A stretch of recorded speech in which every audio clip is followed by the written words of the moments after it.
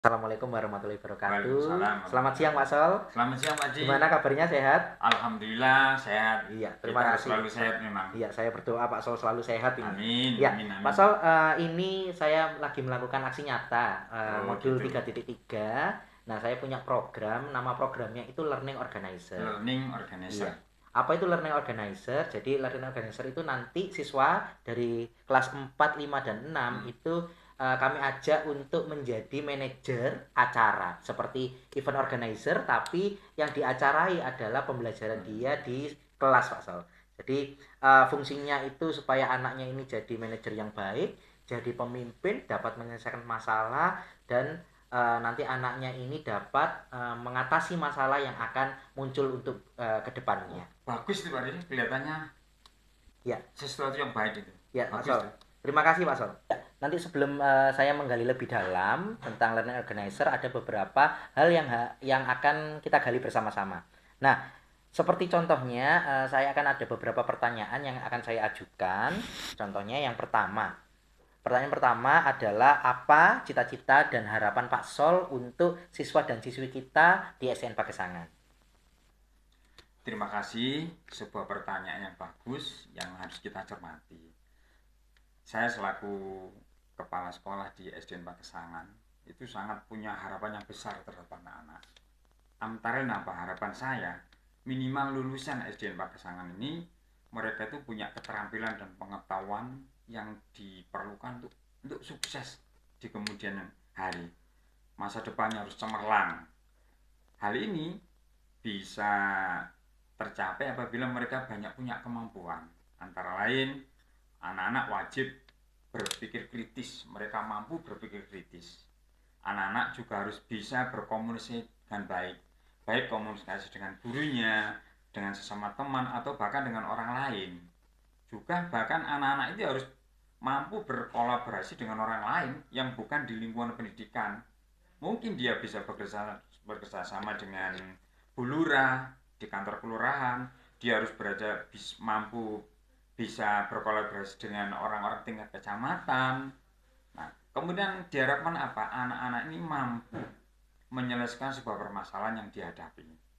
Dan anak-anak ini wajib punya kemampuan yang harus dimiliki teknologi yang masa depan, dan juga anak-anak selain hal-hal yang di atas tadi, anak-anak wajib punya karakter moral yang kuat agar mereka tidak mudah tidak mudah abai dengan perbuatan-perbuatan atau teman-teman yang jelek di masa yang datang. Harapan saya seperti itu. Jadi secara spesifik, maka anak-anak itu wajib meningkatkan kemampuan akademiknya, mengembangkan minat di bidang tertentu, dan harus betul-betul paham itu. Nah, itu salah satu harapan saya, dan harapan itu harus bisa terlaksanakan di SDN Pagesangan ini. Ya, baik Pak Sol. Tadi harapan Pak Sol sudah saya catat di sini. Anak-anak dapat berpikir kritis, lalu berkomunikasi dengan baik, dapat berkolaborasi dengan orang banyak, dapat menyelesaikan masalah, dan memiliki keterampilan teknologi yang memadai. Juga tidak lupa anak itu moralnya dan karakternya juga karakter yang baik. Nah, di sini juga anak-anak Pak Sol berharap untuk meningkatkan keterampilan sosialnya. Nah, dari harapan-harapan tadi di Pak Sol itu, kira-kira menurut Pak Sol apa cara atau bagaimana cara untuk mencapai harapan tersebut? Pertanyaan yang sangat hebat ini. Ini saya harus berpikir keras ini. Jadi, untuk mencapai harapan-harapan yang tadi telah saya sampaikan, kita harus melibatkan banyak faktor ya, banyak orang. Antara siapa yang harus terlibat? Siswa harus terlibat, guru harus terlibat, orang tua harus terlibat, dan orang-orang yang ada di sekitar pendidikan itu.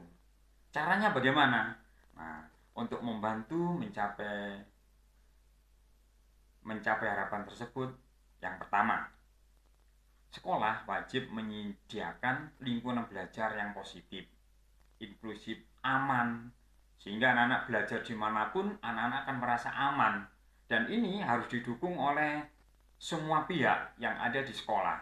Semua pihak di sekolah harus mendukung bahwa sekolah itu adalah SDN Pagesangan itu adalah sekolah yang aman untuk belajar, dan tempat dimanapun di sudut sekolah itu harus bisa dijadikan sama anak-anak untuk belajar. Yang kedua, nah ini kita harus memfokuskan bahwa pembelajaran itu harus terfokus pada siswa. Kalau dulu guru itu adalah pusat segala-galanya. Jadi guru itu adalah manusia yang pintar, manusia yang ahli di segala bidang. Tapi kali ini tidak, di zaman yang sudah maju ini, maka fokus utama itu pada siswa. Student center itu harus diutamakan. Karena apa? Dengan mereka kita mengeksplor kemampuan siswa, maka hasil yang diharapkan akan lebih bagus lagi dibanding student guru tadi, dibanding terpusat pada guru. Kemudian yang ketiga ya, kira-kira yang ketiga itu, nah sekolah itu wajib menyediakan akses ke sumber yang memadai. Apa contohnya? Paling utama sekolah itu wajib punya perpustakaan. Jadi anak-anak itu mudah sekali masuk ke perpustakaan. Dia bisa baca buku, melihat buku yang dipunyai, kemudian teknologi apa yang dipunyai oleh sekolah. Anak-anak wajib bisa mengakses, bisa menggunakannya, termasuk menggunakan fasilitas IT yang kita punyai. Mereka bisa menggunakan komputer, mereka bisa menggunakan semua yang ada di sekolah di bidang IT tadi. Ya, mungkin yang keempat ini bahwa tidak, untuk mencapai hal di atas, maka orang tua harus terlibat. Orang tua dan keluarga harus terlibat. Apa saja kira-kira yang harus keterlibatan orang tua? Ya, orang tua harus support kepada siapa? Support kepada anak didik. Bahkan kita harapkan orang tua itu juga mensupport hal-hal yang diperlukan sekolah. Mungkin sekolah punya kekurangan, maka orang tua wajib masuk di dalamnya. Kemudian yang kelima, nah ini kita selaku sekolah dan guru-guru itu wajib menyediakan apa? Dukungan atau pengajaran khusus bagi anak-anak yang mengalami kesulitan. Nah, ini sangat penting karena tidak semua anak itu punya kemampuan yang sama. Jadi kalau anak satu dibanding anak yang lainnya itu ada perbedaannya. Ada juga anak yang tidak paham, tidak ngerti teknik-teknik pembelajaran. Ada satu anak yang dengan dia membaca dia akan menguasai, tapi ada anak yang tidak membaca tapi dia melihat video, melihat model pembelajaran yang lainnya, dia mampu. Nah ini. Kemudian yang lain saya kira yang keenam ini paling tidak ya, kita menyediakan peluang untuk siswa. Peluang apa? Peluang untuk mengembangkan keterampilan sosialnya, skillnya, kepemimpinannya. Melalui apa? Ya melalui klub-klub di sekolah yang ada, organisasi, atau kita beri proyek yang membuat anak ini berkolaborasi dengan teman-temannya. Dan keterampilan sosial seperti ini sangat-sangat diperlukan ketika anak kelak menjadi seorang pemimpin di zamannya. Nah, seperti itu. Ada lagi mungkin ini ya, kita selalu mengembangkan sistem evaluasi kita. Jadi mungkin sistem evaluasi yang baik itu adalah yang adil dan objektif, tidak memihak pada salah seorang aja.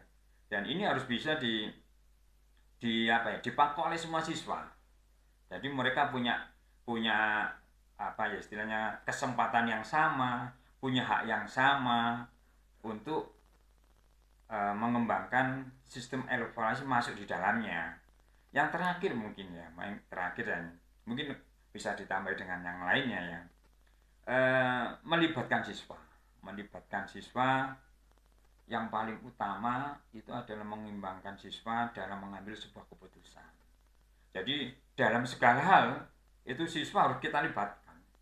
Termasuk apa? Ketika suatu saat kita akan mengadakan sebuah studi kemana begitu, maka anak kita ajak ngobrol.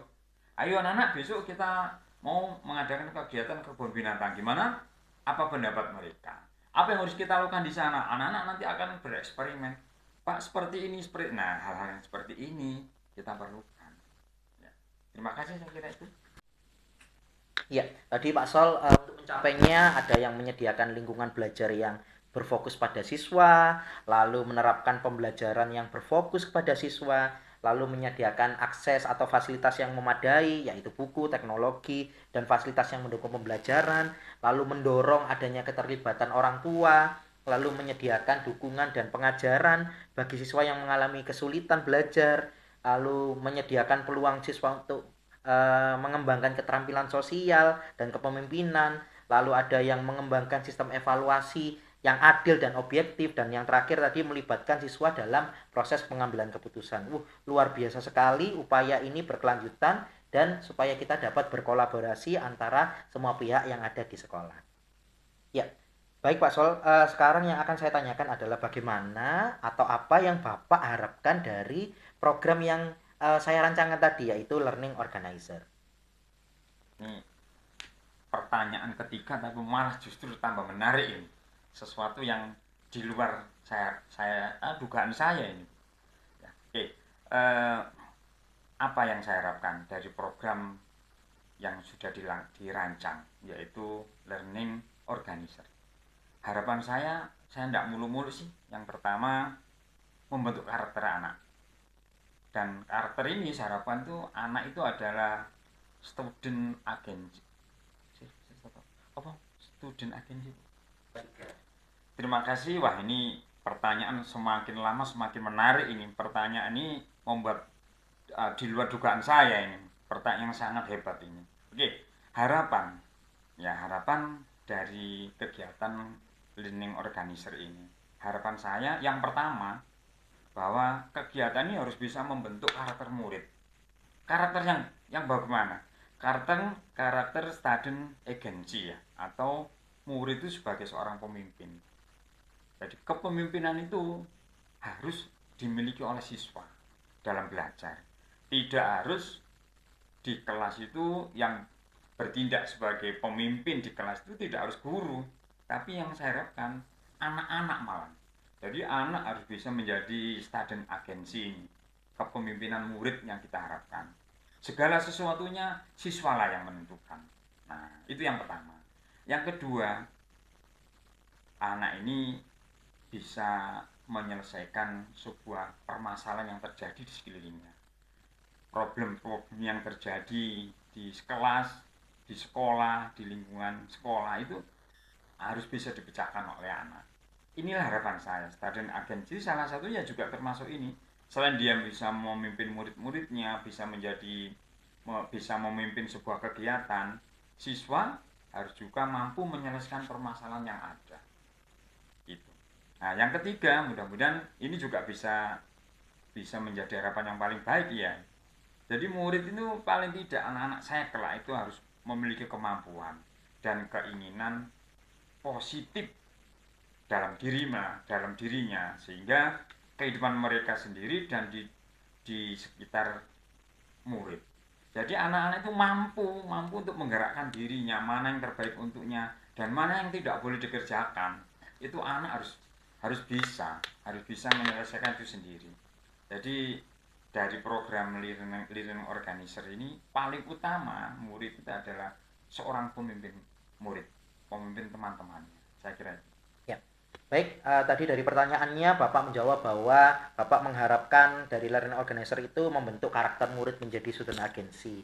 Lalu murid mempunyai keterampilan untuk menyelesaikan masalah. Lalu murid memiliki kemampuan dan keinginan untuk secara positif mempengaruhi kehidupan mereka sendiri di dunia sekitar mereka. Lalu siswa itu juga menetapkan tujuan, melakukan refleksi dan bertindak secara bertanggung jawab. Dan yang terakhir, terciptanya pembelajaran yang berhasil sesuai dengan tujuan pembelajaran. Baik, kita masuk ke ambil pelajaran Pak Sol. Untuk sekarang, kira-kira program apa yang di sekolah kita di SN Pagesangan ini yang pernah dilakukan yang mirip seperti program Learning Organizer? Oke, terima kasih. Pertanyaan yang tambah lama tambah menarik. Ini semakin menarik. Jadi program apa yang pernah dilaksanakan di Pagesangan yang kira-kira mirip dengan Learning Organizer ini? Antara lain yang saya ingat, yang pertama itu adalah pembentukan kader lingkungan. Jadi kita sudah pernah mengkader anak-anak per kelas itu, kita ambil beberapa anak yang betul-betul mencintai lingkungan. Mereka kita kader untuk menjadi seorang anak yang mencintai lingkungan yang ada di sekolah. Selain itu, kita juga membentuk kelompok kerja adiwiyata. Jadi kelompok ini mempersiapkan bagaimana caranya agar SDN Pagesangan ini menjadi sekolah adiwiyata, baik tingkat kota ataupun provinsi, bahkan nanti kita menjadi adiwiyata mandiri lah, tingkat nasional. Selain itu, kita juga pernah mengirim anak-anak untuk mengikuti program Pangeran dan Putri Lingkungan Hidup yang dilaksanakan oleh Tunasido bekerja sama dengan Dinas Lingkungan Hidup, dan alhamdulillah kita pernah masuk 10 besar dan salah satu pembinanya itu menjadi pembina terbaik saat itu. Yang terakhir, kita sering mengirim anak-anak untuk mengikuti pelatihan-pelatihan usaha kesehatan sekolah. Jadi kader-kader sekolah, khususnya kader-kader UKS, itu kita sudah mempunyai beberapa anak, dokter-dokter kecil kita sudah punya. Ya, tadi Pak Sol mengatakan adanya kader lingkungan, lalu ada Pokja Adiwiyata, ada Pangeran dan Putri Lingkungan, sampai salah satu guru kita itu menjadi pembina terbaik di Pangeran Putri Lingkungan, lalu juga ada kader UKS. Tadi dari program-program yang telah dilaksanakan, kira-kira apa hal yang dapat diambil pelajaran dari program-program yang kita sudah laksanakan sebelumnya? Hal positif, hal negatif, atau ada tantangan, atau ada kelemahan, atau ada peluang di situ? Terima kasih. Wah, ini semakin membuat pusing ini ya, pertanyaan semakin menajam ini. Mudah-mudahan diskusi ini bermanfaat untuk kita semua ya. Jadi pelajaran apa yang diambil dari program-program sebelumnya? Sangat banyak. Jadi antara lain apa? Yang pertama, bahwa kita ini mengkader siswa-siswa kita ini untuk menjadi seorang pemimpin yang kelak dia menjadi seorang pemimpin yang hebat di zamannya. Yang kedua, diharapkan anak-anak melalui program-program yang kita laksanakan itu memiliki keterampilan untuk menyelesaikan permasalahan yang ada. Kelak anak ini saya harapkan mampu menyelesaikan berbagai permasalahan. Kalau sekarang dia harus mampu menyelesaikan permasalahan antar teman dengan temannya, teman dengan gurunya, dia dengan temannya, bahkan teman-temannya dia dengan orang sekitar sekolah. Kemudian yang ketiga, mungkin agar anak-anak ini cara berpikirnya tidak hanya satu tahap saja, tapi begitu dia melakukan sesuatu ini berkesinambungan, berkesinambungan dengan peristiwa yang berikutnya. Dan yang terakhir, ya kita harus mampu menjadi seorang motivator. Agar apa? Siswa ini selalu dalam kondisi siap, agar siswa-siswa ini selalu mampu untuk selalu termotivasi. Jadi guru sekolah itu wajib menjadi seorang motivator setiap saat dan setiap waktu. Terima kasih. Ya, baik Pak Sol, tadi programnya dari Pak Sol tadi yang dari kita ambil pelajarannya, ada yang mengisyaratkan bagaimana mengkader siswa-siswi kita, lalu bagaimana mengajarkan siswa kita tentang keterampilan, lalu adanya harus diperhatikan pengkaderannya, jangan sampai hanya sebagai event-event aja, tapi berkesinambungan. Nah, lalu kita juga harus selalu memotivasi siswa kita agar program yang dilaksanakan itu anak selalu tertarik dengan programnya. Baik Pak Sol, terima kasih atas bincang-bincang kita. Terima kasih atas waktunya yang diberikan kepada saya. Pak Sol selalu mendukung saya dalam program Guru Penggerak ini, dan saya berdoa supaya program yang sudah kita rancangkan ini tadi bisa berguna untuk siswa, untuk sekolah, dan untuk kita bersama. Terima kasih Pak Sol atas waktunya. Mohon maaf kalau ada salah ya. Terima kasih Pak Sol.